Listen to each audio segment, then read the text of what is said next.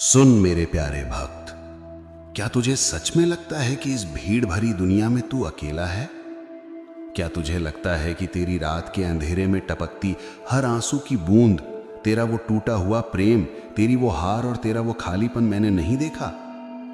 जब तू अपनों के बीच रहकर भी अनाथ महसूस कर रहा था, जब तुझे लगा कि अब सब खत्म हो गया है, तब शमशान की राख में मुंडमाला पहने बैठा तेरा ये पिता तेरे लिए रो रहा था। तो मुझे देख सकता था अपनी हर उस सिसकी में जो तूने एकांत में भरी। जिसे तू मां की ममता कहता है उसमें मैं था, जिसे तू पिता का साया समझता है उसमें मैं था। तेरी हर धड़कन में मैं धड़क रहा था, पर तू मुझे पत्थरों में ढूंढता रहा और अपनों की भीड़ में खुद को अकेला समझकर रोता रहा। अब बस बहुत हुआ। तेरी आत्मा का ये अंतिम अवसर है। मिट्टी होने से पहले अपने सृजनहार की ये आखिरी पुकार सुन ले, क्योंकि मां के गर्भ की उस घोर अंधकार में जब इस शव का सृजन शिव कर रहे थे, तब उस अवस्था में उन्होंने ही इसे इतनी कुशलता से रखा कि बाहर आते ही जो पहली किलकारी इस जीव ने गाई, वो किसी अनजाने आनंद की गूंज थी। उस वक्त वो अपनी आंखें मूंद कर न जाने किस दिव्य स्वरूप को देख रहा था। पर जैसे जैसे शरीर बढ़ता गया, बचपन आया, जवानी आई और फिर ये जीवन बुढ़ापे की राख के ढेर में परिवर्तित होने की ओर बढ़ गया। लेकिन इस बीच घटित होने वाले सत्य को तू कभी जान ही न पाया।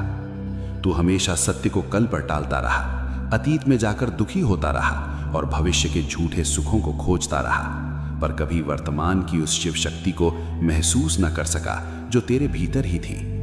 तेरा जन्म लेना एक उत्सव था, एक महान उद्देश्य था, पर तूने इसे व्यर्थ के प्रपंचों और मन के षड्यंत्रों में गवा दिया।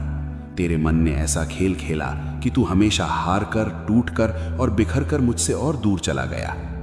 तू जब सोता था, तू जब रोता था, मैं हर क्षण तेरे पास था। जिसे तू एकांत समझकर घबराता था, उस एकांत में केवल मैं ही तेरे साथ था।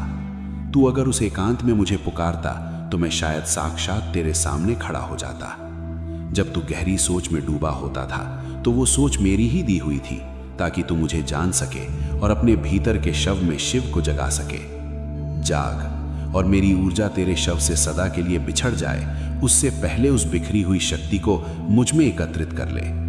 मैं तुझसे मीलों दूर नहीं हूं, मैं तो धरती के हर कण में और तेरी हर सांस के ठहराव में हूं। मृत्यु कोई अंत नहीं है, ये तो एक यात्रा के बाद का छोटा सा विराम है, पर तुझे अब और विराम नहीं लेना है।